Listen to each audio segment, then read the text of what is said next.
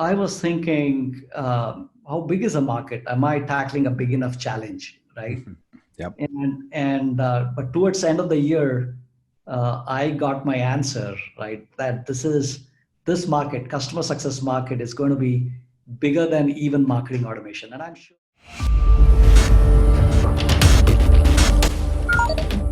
Welcome to the Career Nation Show, where you learn the strategies and tools to own and drive your career. Find out more at careertiger.com. Today, we have Shreesha Ramdas joining us. He's a serial entrepreneur. He's the CEO of Strikedeck, which is a customer success platform company recently acquired by Medallia, who just went IPO last week. Please welcome Shreesha. Shreesha, welcome to the show. Yeah, thanks, Abhijit. Really appreciate you having me on the show. Well, thank you for making the time, and we're going to dive right into it. So, Shreesha, you're now, CEO of Strikedeck, and now you're part of Medallia. Give us a little bit about your career journey so far. Yeah, so I started my career in engineering. I was managing engineering and services at Yodlee, which was a Sequoia and Axel-backed company that took a long time, but eventually went public. And from there, when I came out of Yodlee, I realized that I need to understand world outside of engineering. And so I went into sales, something that engineers normally won't do, but I'm so glad that I did it. And did a couple of sales stints, and then I started a marketing automation company called Leadformix. And Leadformix got acquired by Calidus SAP, spent about 3 years there, and then started Strikedeck about 3.5 years ago. Wow, that's quite a journey, Shreesha. And yeah, I do remember Yodlee, which is like the financial aggregator back in the day and powered many different apps and websites back in the day. And now from there, engineering to go to sales, and now to starting companies around customer success. That's a fantastic journey. And thank you for sharing that. Just to touch upon customer success a little bit, customer success is fast becoming one of the most critical functions for any subscription or SaaS business. And over the last 4 to 5 years or so, it's really evolved. From your vantage point, how do you see customer success? How do you see the evolution, especially in the last couple of years for this function? And where do you see this going? And what should be sort of the future of customer success, if you will? Right. I would say for a long time, Abhijit, the entire industry was obsessed with customer acquisition. Right? So the entire focus was on the lead funnel, right? And that was when you saw the rise of marketing automation as a category, right? And I've done a startup in marketing automation space, so I know all about it. Witnessed the rise firsthand, right? And that was because every time there was a board meeting, the discussion was all around what are the new logos that you acquired, right? That came through the door. That was the whole conversation, and that's why the entire focus was there, right? What has happened especially in last, I would say 5-6 years, is that the conversation is changing, the direction is changing, right? It's now more than customer acquisition. The focus is also now shifting towards customer expansion, right? How successful are your customers with your product or service, right? And how are they influencing in other customers coming through the door, right? And I would say, companies like Atlassian, right, and recently Zoom have made a big difference because both these companies did not spend that much in terms of marketing and sales, right? They focused on making customers use their product well, leverage their product well, right? And that resulted in a lot of customer advocacy that fueled their growth, right? And that's why we see customer success now going mainstream, right? If you just take a look at the landscape, there are a lot of two-word phrases with the first word starting with customer. You have customer engagement, you have customer training, you have customer support, customer education, customer satisfaction, customer experience, customer success. And you'll find that, of these words, success is dynamic. It sounds dynamic. It is action oriented, right? Mm-hmm.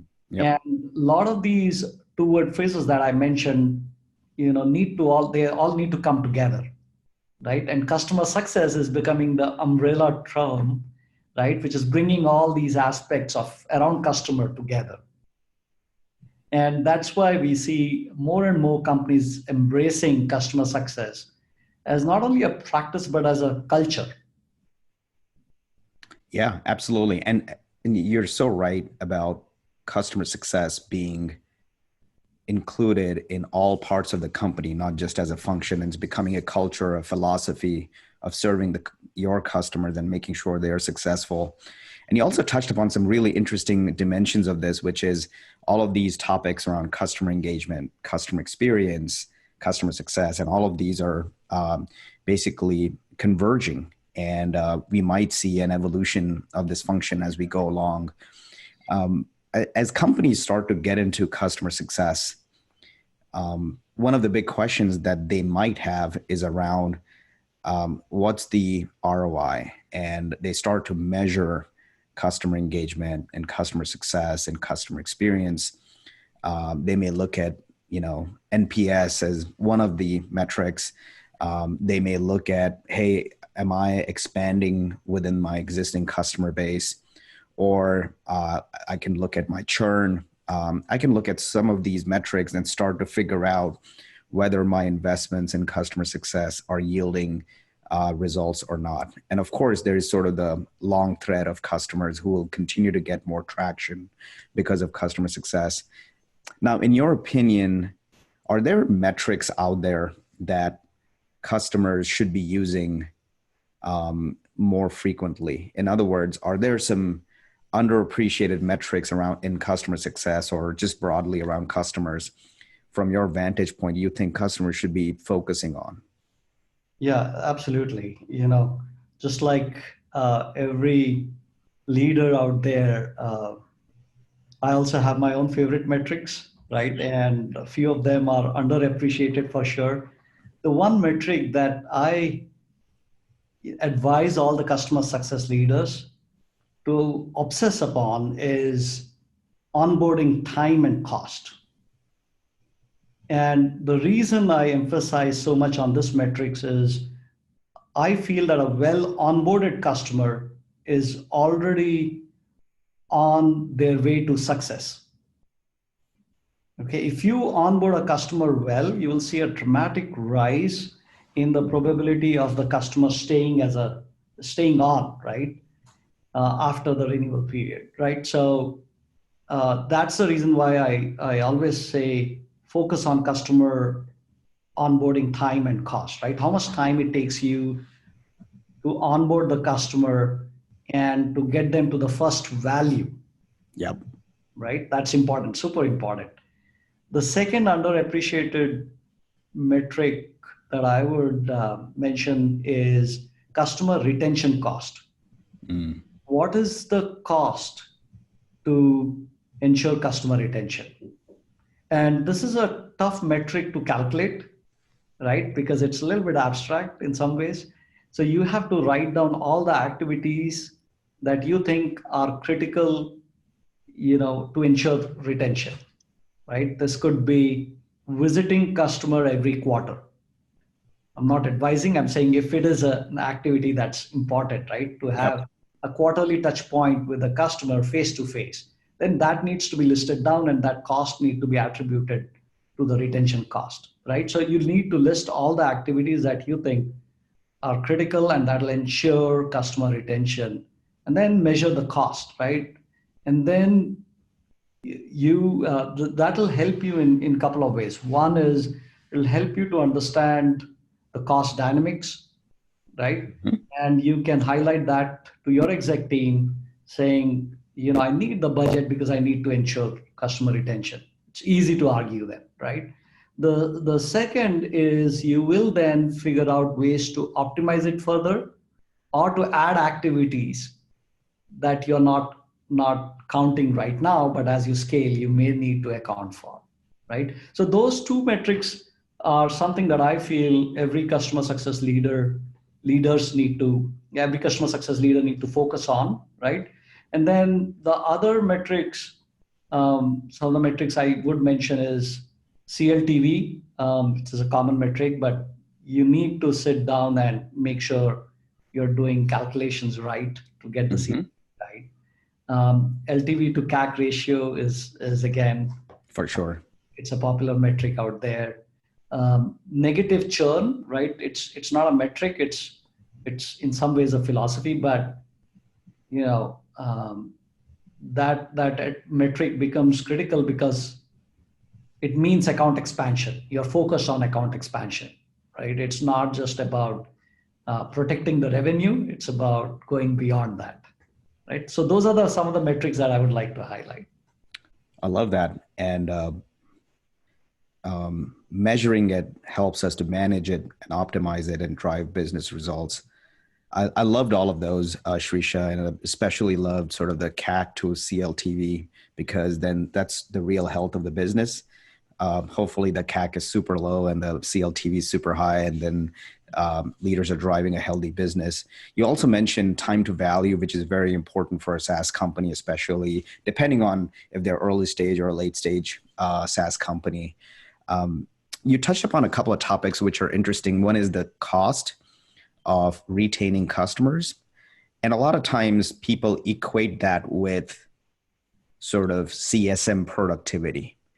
And also look at, hey, I'm the customer success leader, but I don't want to hire hundreds of CSMs. And so companies are starting to move to sort of explore more sort of tech touch versus CSM touch. And I'm sure Strikedeck looks at it pretty closely.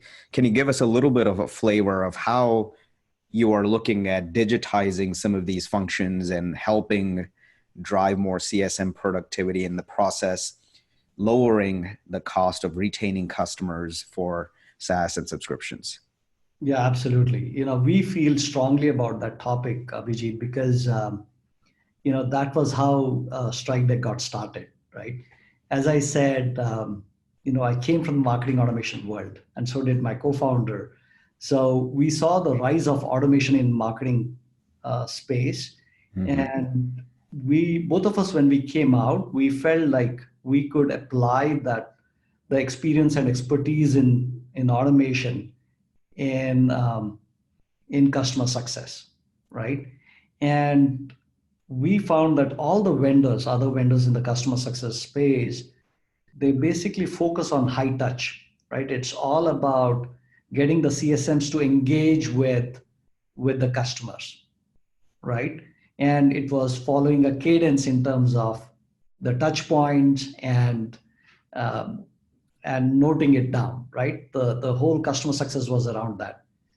And we felt that that's not a scalable model, right? You just cannot throw bodies at the problem, right? You just cannot keep hiring people. Absolutely. Right? And you'll never have one-to-one mapping anyways, right? And so that's where automation should be used to trigger and activate digital touch points, right? And also the other aspect to this is, if you have to segment your customers at a high level, every organization would come up with two segments. One is your premium customers who are paying a lot of money. And second is long tail customers, right? And your CSM team will always pay more attention to premium customers. And what will end up happening every time is that they'll not have time to take a look at the long tail customers. Yep. But does it mean that the long tail customers do not deserve customer success? Right? And so that's where automation needs to be leveraged to deliver customer success to even to the long tail customers. right? And I would say that the true power of automation can be harnessed to provide insights to the CSM team so that they can scale faster, even doing high touch customer success, and almost completely digitizing the tech touch piece. Yeah. And the tech touch and these touch points can be done in multiple ways. It's not just emails. It's not just NPS, right? You can even automate the delivery of cupcakes when somebody goes live, right? Even there are organizations that will take the notification automatically and then make the delivery happen automatically. That's awesome. I love maybe it's almost data driven. The customer goes live, you create a new play for CSMs to deliver cupcakes. That sounds pretty good to me. Yeah, it can start with Salesforce notifying a platform that a new customer has been added, right? So That's it's right. not a manual notification. It's an automated notification from Salesforce saying new customer has been onboarded. And so a welcome email goes out automatically, right? The company swag goes out automatically as a welcome kit, right? And then it ends with the customer going live and cupcakes getting delivered automatically. I love it. I love the whole automating of provisioning, automating of customer delight through different CSM plays. Now, Shreesha, as you and the team were building out Strikedeck, were there any specific inflection points for your team? Any particular decisions that you remember vividly that kind of stood out for you?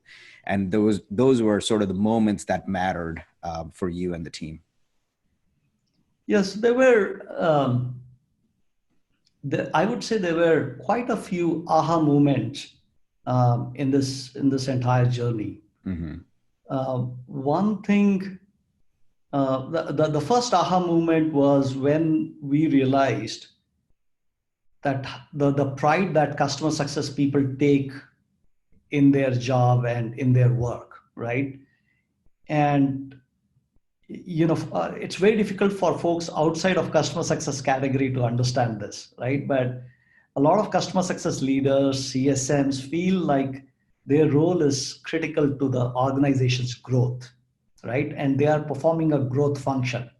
It's not defensive function. It's an offensive function, right? It's absolutely about going out, making things happen with the customer, right?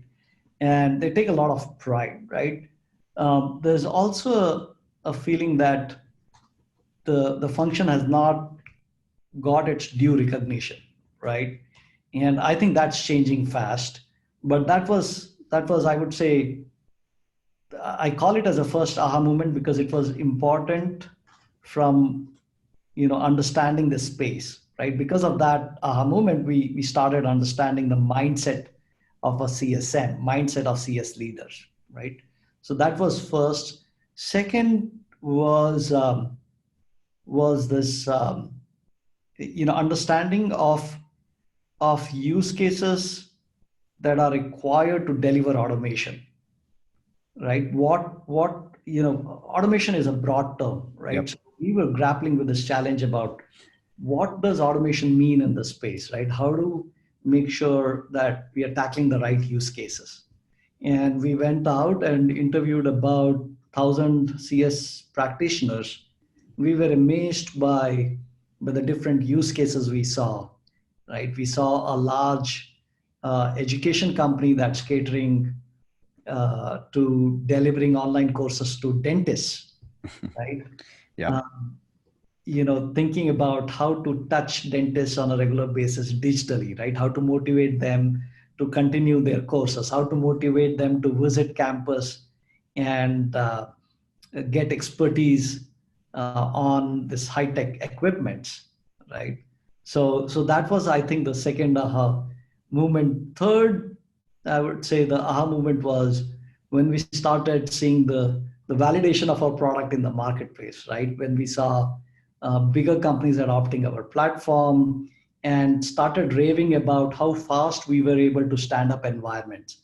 and how long it took with other vendors. So that was phenomenal, gratifying, because for me, the knowledge that I learned at Yodlee of bringing different disparate data sources together, if you recall, Mm-hmm. was about bringing different financial institutions information together and building that unified financial data model was a big challenge. And all the learnings from that I could apply here in creating this unified data model around customer, right? And so those were some of the exciting moments, aha moments in this journey. I love that. And as the late Steve Jobs said, the dots will always connect. You just never know when they will connect. So it's great that you were able to leverage all that expertise. And well, who knew talking to customers would actually give you insights? I'm totally kidding. So that's phenomenal, Shreesha. And what I love about that story is, there's a lot of times in a company where you come across specific design elements or key decision points, and you're able to take them, move forward, make progress, and delight customers. That's a great story. Were there any crazy stories during your startup days? There were a few crazy stories. Anything you can share? A lot of issues that would come up that would give any founder a few sleepless nights, right? So we had our share of issues as well.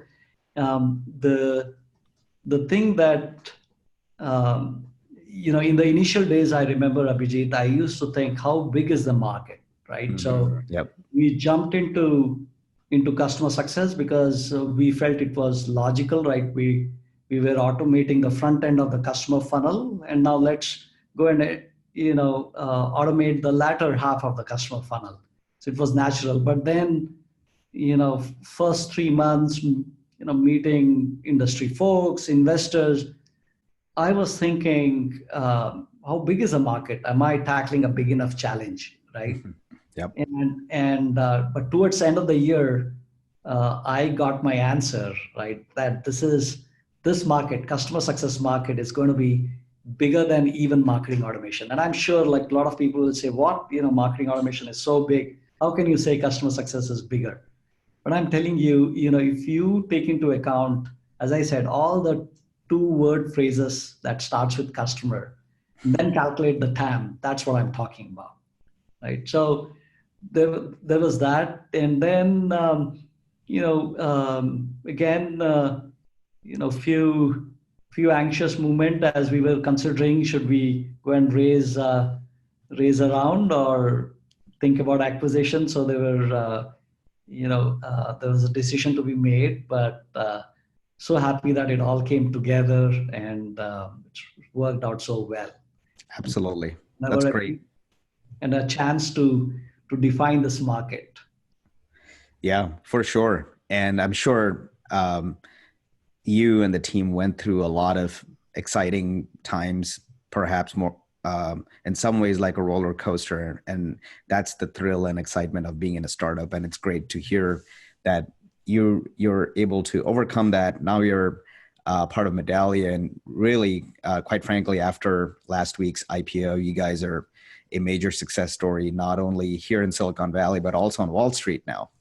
And that's fantastic. So congratulations to you and the entire team. Thank you. Yeah. And so we would love to shift gears a little bit and get into what we call as favorites. So this is the part of the game where we start to get to know you a little bit more personally, Shreesha. Sure. So, yeah. So there'll be some rapid fire questions. So you'll have to tell us, why are these things your favorite things? So what those are and why are these things your favorites? Okay. So the first one is about your favorite app. So right now it has got to be Uber, because I'm spending a lot of time on the road, right? And Uber always comes to my rescue. But apart from Uber, it is Slack, because again, I'm able to collaborate with all my colleagues, and I know what's going on. So Slack is would be the other one that I would call out. Awesome. Yeah, great apps. And let's talk about your favorite book. You have a favorite book, Shreesha. Yeah, so big fan of two books actually. One is Reid Hoffman, the LinkedIn founder, Blitz Scaling. That's one of my favorite book, and I've I've been thinking about scale with Strikedeck, so I loved Reid sharing his experience, right, and other Valley stories there. The second book that I would say the it's not about the writing style, but the content is the Sales Acceleration by Mark Robridge, who was the Chief Revenue Officer of HubSpot. And Abhijit, I point this book as a favorite because I've read a lot of sales books, right? As a CEO, I had to be selling all the time, right? Mm-hmm. And, Mark came from Harvard, and this was his first job, sales job, which was a CRO, right? And he was able to effectively scale HubSpot, as we all know. And he shared what worked, what did not. He's even shared email templates that they used, right? So they get down to nitty-gritty details in the book that I loved. Wow, I love that. And going from strategy to execution, covering the whole breadth. I love that. I'm going to check out that book. And of course, I love Reid Hoffman's Blitz Scaling as well. In fact, I think there's a podcast out there, Yes. Which is similar. Masters of Scale. There you go. Masters of Scale. That's right. I'm a big fan of Reid Hoffman. Indeed. Let's talk about the next favorite. How about a favorite quote? Yeah, so my current favorite quote, and this will be no surprise, I'm sure, just like before there was a quote called "Everybody's in sales." Everybody in the organization is in sales, right? Yes. My favorite quote right now is "Everybody is in customer success." Right? So every functional area should be focusing on how to make customers successful, and the organization growth will be taken care of.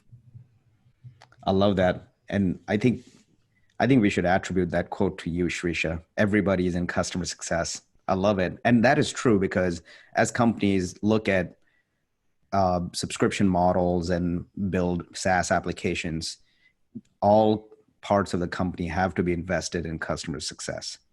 And that's the way to drive the flywheel and make the flywheel work, which contributes to their own business. Totally agree. Good. Well, the last favorite is your favorite restaurant. So I'm going to get a little bit cheesy on this one. It's Cheesecake Factory. And my kids always insist that every birthday should be celebrated in Cheesecake Factory. And those are the only occasions where I succumb to the temptation, right, and order a dessert. So, awesome. Yep, great. That's a great place too. And so, as we know you a little bit better, Shreesha, and we went through your favorites, why don't we talk a little bit about your career journey, and would love to know about your sort of strategy, techniques that you've used in the past so many years. What's sort of the Shreesha secret sauce? Like, for example, do you have like a morning routine? Is there a particular way you prep for, let's say, a big customer meeting or internal meetings? Or is there a particular approach that you have towards team building? So share with us a little bit of the Shreesha secret sauce. So I think, I think one thing that has served me well over the years, Abhijit, is I'm a firm believer that one learns more from people than a browser. Okay, so that's why I rarely decline a meeting. I do not go to any meeting with any agenda. I just go and meet people, and I've seen that every meeting, meeting with anybody, you always get to learn something. There's some insight that you can glean from the meeting. And so that has served me well, both from learning perspective and networking perspective, right? Um, and the over the years, I would say I've gotten better in planning. I was never a good planner to start with, just go with the flow. But it has changed. So now I spend some time on my calendar the previous night, Mm-hmm. right? Visualizing how approach the entire day, right? What are those spots in my calendar where I can reflect upon, right? And because you are running from one meeting to another, there's Indeed. no time to digest what happened in the previous meeting. So now I try to find the spots where I'll write down those notes from the meeting, at least those highlights that'll help me remember that meeting later, right? So those are some of the couple of tips. And then I would say the third one is I never think about the outcome. Outcome will happen if you work hard. So that's something I've always believed right from the start of my career. And I feel like that has helped me a lot. Yeah, that's awesome. And I think a lot of the things that you said are also a little bit counterintuitive, which is, for example, taking meetings so that you meet people and learning more from people than from a browser, in a sort of a more digitized, device dependent world. That's almost counterintuitive to do that. So that's phenomenal that you are able to do that. And that's I agree, that's great learning advice. I think the other thing that I really was interesting to me was planning, and being in startup and being a planner could be an oxymoron in some respects. And I also loved your topic about let's not worry about the outcome, it will come, and let's worry about putting in the effort, putting in the sweat equity, and the outcomes will appear. And are there, just to follow on those topics, are there sort of techniques where you are, let's say you're meeting customers, and is there a particular approach that you have of understanding, let's say, a customer market segment or a particular customer? Is there something that you like research in terms of customers? What's your sort of approach to learning more about customers? Do you do a lot of homework, or do you actually sit down with customers and learn more about them? What's your sort of approach to learning more about customers so that you can serve them better? Right. I do research a little bit, don't research a whole bit, but I spent some time on LinkedIn understanding their background, right? Mm-hmm. Where do they come from? And any other sources where I can understand more about them. But I would say not more than 15 minutes at the most. And then when I meet with a customer, I show a lot of empathy in the beginning, right? Because it's important to empathize with people, make them comfortable. Only when you make them comfortable, they will share, right? What's there, right? So just to get them to feel comfortable in sharing insights, details, right?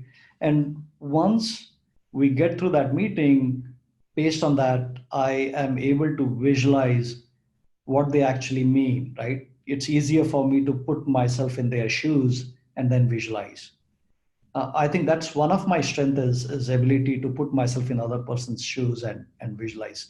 And in order to get to that stage, it's important that I understand all the details. And so empathize in in the initial stages, and then basically keep your mouth shut, right? Let them talk, and you just get into the listen mode. I love that. And I love the comment about doing the research and making sure you're empathizing with the customer. And Shreesha, that is so important because it's not just the IQ in the tech world that drives good customer relationships, but it's also the EQ, so that you understand the customers. And I just love that. And so thank you for calling that out. That's an important trait, especially for people that are in tech. Let me ask you one follow-up question on that. So if that was sort of customer facing, Do you have any advice around sort of internal, which is sort of building the right culture, managing teams, creating leadership within the company? What are your thoughts on that? Yeah, I think the culture of a company depends on the leader a lot, right? A leader has to be on the forefront talking about how important are customers to them, right? How important it is to cultivate relationships, and how important it is to make sure that the relationship are not based on short-term values, but they they are about long-term relationships, right? And this needs to come from the leader. The leader needs to set the tone, need to set the direction. And the leaders who have been able to do this have found phenomenal success. Um, I have seen how Eric Yuan, the Zoom CEO, has gone about that, right? Mm-hmm.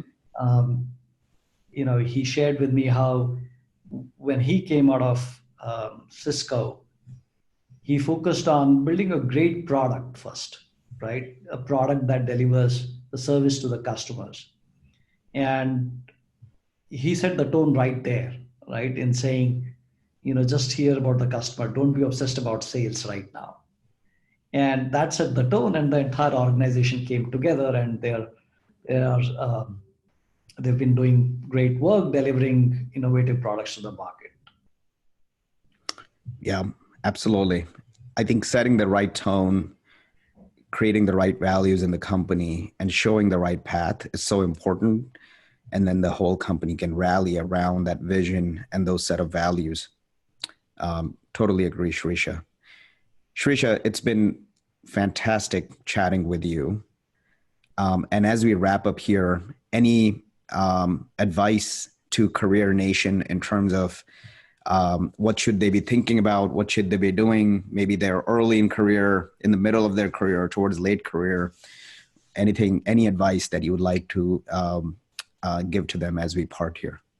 Yeah, so one key thing that I would love your audience to take from the show, Abhijit, is so far customer experience career and customer success career have been viewed separate, right?